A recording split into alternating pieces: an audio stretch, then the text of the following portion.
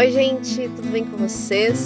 Sejam bem-vindos ao nosso quarto episódio do Desafio do Tempo Presente. Esse nosso desafio é sobre conversar e considerar o tempo que nós vivemos hoje, que é cheio de desafios, cheio de problemas, de correrias, de distâncias, de afastamentos, até por que não dizer, de solidão, né? Tem muita gente se sentindo sozinha por aí. E nós conversamos aqui sobre o quanto pequenas atitudes, pequenos gestos podem nos ajudar a lembrar como é intencionalmente estar presente na vida uns dos outros, seja dos seus filhos, seu esposo, sua esposa, seus pais, seus irmãos, seus amigos, seus irmãos em Cristo. Como é diferente quando nós fazemos questão de dedicar um tempo, de dar atenção, de realmente, como eu tenho dito, estar presente na vida das pessoas. Porque grande parte do problema que nós temos é que estar do lado não significa estar presente.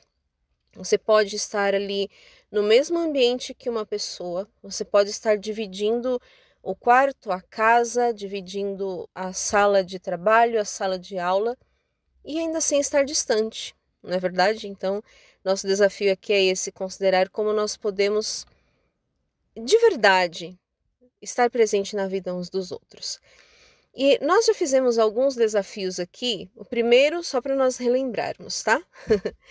No primeiro nós falamos sobre o desafio de você enviar uma mensagem para alguém, encorajando, né? Reconhecendo o que essa pessoa tem feito de bom, de interessante, de proveitoso, de bondoso, enfim, né? Por outras pessoas ou até mesmo por você, e encorajar a pessoa nesse sentido. No segundo episódio, nós falamos sobre o desafio que é você dar atenção completa para a pessoa quando você está conversando. Então, quando você estiver, o segundo desafio era esse, né? Quando você estiver falando com alguém da sua casa ou, enfim, um amigo, alguém com quem você está presencialmente, você intencionalmente tirar o celular da sua mão, deixar o celular de lado, assim, soltar e focar no que a pessoa está dizendo, para você demonstrar que o celular não está ali competindo, né, com a sua atenção. E no terceiro episódio nós falamos sobre a dificuldade que é, às vezes, né, não para todo mundo, mas você conhecer de verdade os gostos, as preferências, as coisas especiais das pessoas que estão ao seu redor. Eu mencionei a questão de quando você vai dar um presente, você sabe o quanto a pessoa gosta daquilo, né, e você consegue acertar ali algo que você já tem certeza que é especial para aquela pessoa, porque você observa nela. E, aliás, eu queria dizer que algumas pessoas mandaram mensagem, por exemplo, a Carla Dantas me mandou uma mensagem encaminhando um vídeo de pessoas introvertidas. E isso já até serve como parte desse desafio, porque ela falou, olha aí você, né? E o meu desafio para vocês era esse, de mostrar para as pessoas assim, olha, tal coisa me lembra você. Aliás, gente, eu sei que esse episódio já passou, mas eu lembrei depois. Sabe aquela história do Pequeno Príncipe que todo mundo conhece, né? Lembra quando a raposa diz assim, que diz para o príncipe que cada vez que ela visse um campo de trigo, ela ia lembrar dele por conta dos cabelinhos cacheados, né, dourados, sei lá, que ele tinha. Eu acho que a ideia é essa, o que te lembra as pessoas que você conhece, né? E o quanto é legal você dizer isso para elas. A Isabela Jordão me mandou a foto da xícara dela e disse, olha, cada vez que eu olhar para essa xícara eu vou lembrar de você, por conta das coisas que a gente tem conversado aqui, né? Aliás, a Isabela Jordão podia ser minha prima de algum grau por aí, né? Ela está desde 2019 acompanhando a gente aqui. Eu não conheço ela pessoalmente, como a maior parte de vocês, né, gente? Mas eu fico feliz por, de algum jeito, mesmo que seja um pouquinho, fazer parte aí da história de vocês, seja por conta dos materiais do Valores e Virtudes, seja por conta das nossas atividades, né, que já tivemos com as crianças, ou pelos cursos que vocês acompanham aqui para desenvolver, aprimorar o seu trabalho com seus filhos, com seus alunos, enfim, né? Seu trabalho na área educacional. Agora, o nosso desafio de hoje, ele tem, digamos assim, ele tem a ver com isso que eu mencionei no episódio anterior sobre você conhecer as pessoas, só que dessa vez nós vamos considerar o seguinte: às vezes você se dá conta, você está ali ouvindo o episódio 13, quem está lá no grupo do WhatsApp, eu coloquei umas perguntinhas assim, né?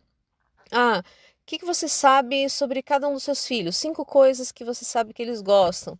5 coisas que você sabe que o seu marido ou sua esposa gosta. E o seu amigo, sua amiga, sua cunhada, enfim. Eu parei para pensar em algumas pessoas que são especiais para mim. E eu cheguei à conclusão assim, olha, eu não sei tantas coisas sobre as preferências, né, da pessoa. A gente conversa sobre muito assunto, mas talvez não tenha observado muito, assim, das coisas que ela gosta, que ela fica feliz, enfim, só de ver, só de ouvir, só de conversar.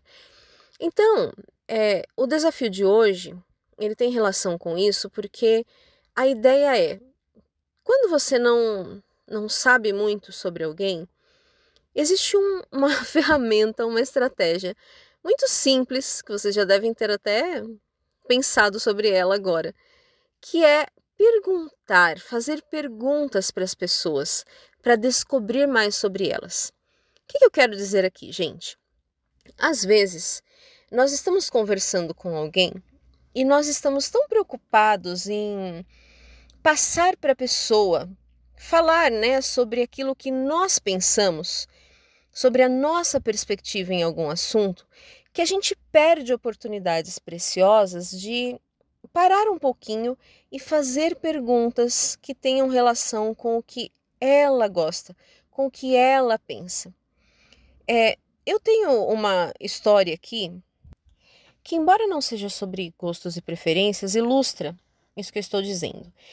Bom, teve uma época da minha vida em que eu passei por um processo, nem sei como a gente pode chamar isso, de depressão, ansiedade, enfim, foi um tempo de ali uns 3 anos ou mais, muito difíceis na minha vida. E no final já estava muito, muito complicado, eu já estava sofrendo muito e eu precisei falar para as pessoas sobre isso, porque grande parte do tempo eu simplesmente fui levando a situação, eu não queria falar, eu não queria.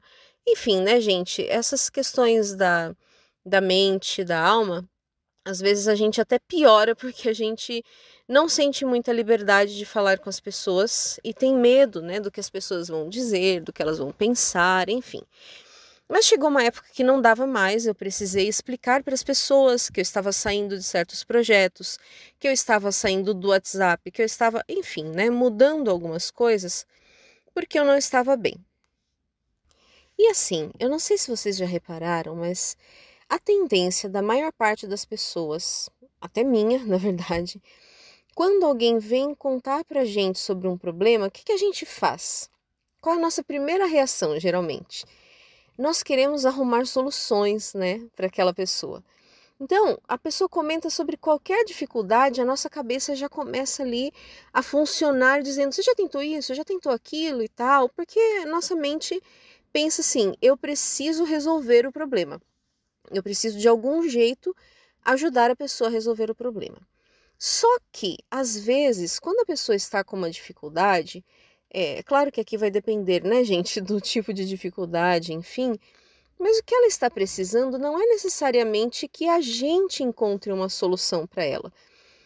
Às vezes ela até já tem, assim, situações que ajudariam naquele momento, mas a gente está tentando trazer ali a nossa perspectiva, né, a nossa visão. Então, quando eu conversava com as pessoas, às vezes eu tinha até medo de falar, porque eu já sabia que as pessoas iam vir com várias soluções, várias ideias, e eu já tinha passado por tanta coisa que eu, assim, era um momento em que nada daquilo ia de fato me ajudar, sabe? Porque eu não tinha forças para tomar aquelas providências naquele momento.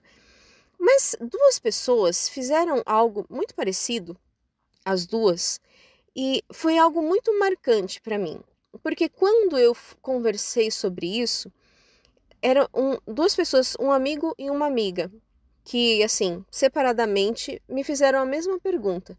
Eles disseram: o que eu posso fazer para ajudar você nessa situação que você está passando?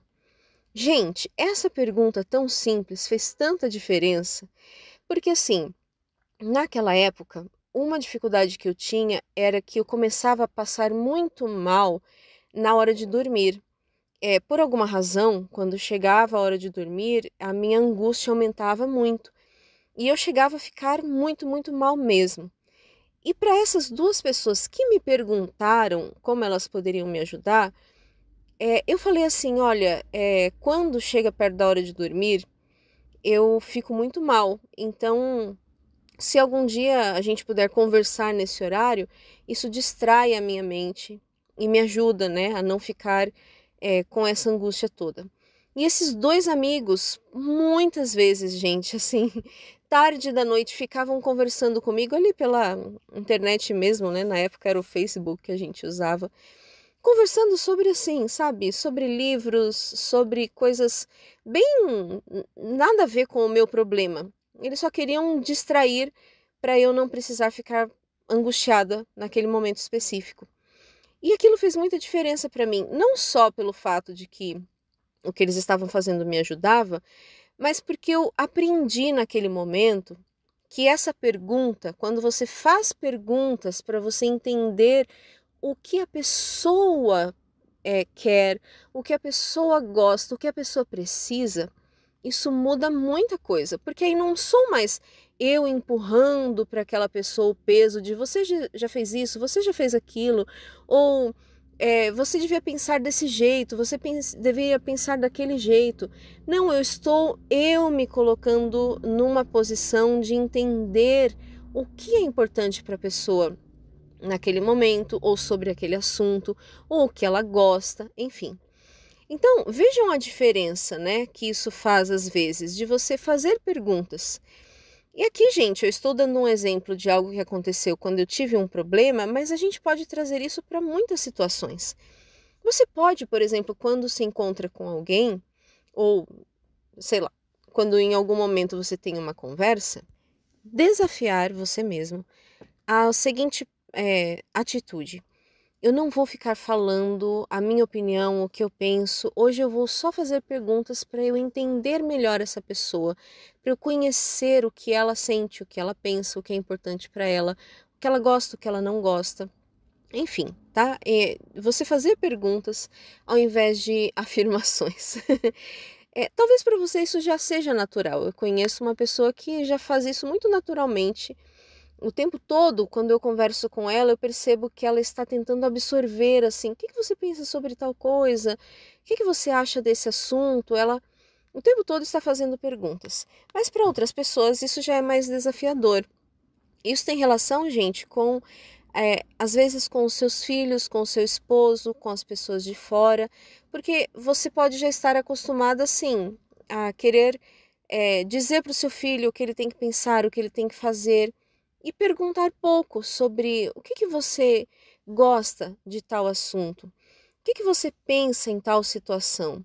Eu trabalho com atendimento de crianças e adolescentes como tutora, e às vezes grande parte do meu trabalho, aliás, não só com crianças e adolescentes, quando eu faço consultoria também, grande parte do meu trabalho é fazer perguntas. Grande parte. Por mais que às vezes a pessoa paga por uma solução, eu tenho um período que eu tenho que fazer perguntas, porque eu não tenho como chegar, gente, e oferecer uma solução para alguém sem eu entender de verdade o que aquela pessoa está vivendo, qual é o desafio dela, em que ponto pode estar o problema, né, a dificuldade que ela tem. Então, às vezes eu vejo, já comentei sobre isso, essas respostas que as pessoas mandam. Sabe quando a pessoa faz uma pergunta em caixinha do Instagram, né? Para algum influencer, o que você pensa de tal situação? Meu marido age assim, assim, o que eu deveria fazer? E eu acho isso tão engraçado, porque eu jamais faria uma pergunta desse tipo para alguém que não me conhece, né? Que não tem ali entendimento da situação. Então, grande parte dos nossos desafios de hoje é que a gente tenta trazer soluções para as pessoas antes de conhecer a fundo quem aquela pessoa é, o que ela realmente precisa, o que ela sente falta, onde está a dificuldade. Será que eu realmente conheço o suficiente para ter uma resposta nesse momento? E às vezes você pode estar falando com sua filha e você descobrir, quando você faz perguntas, que aquilo você não sabia sobre ela, aquilo você não tinha prestado atenção. Às vezes isso acontece conversando com seu esposo, com a sua esposa. Você descobre assim: gente, eu estava achando uma coisa, mas agora que eu perguntei eu entendi que a pessoa está vivendo algo e com uma perspectiva totalmente diferente. Então, esse é o nosso desafio de hoje.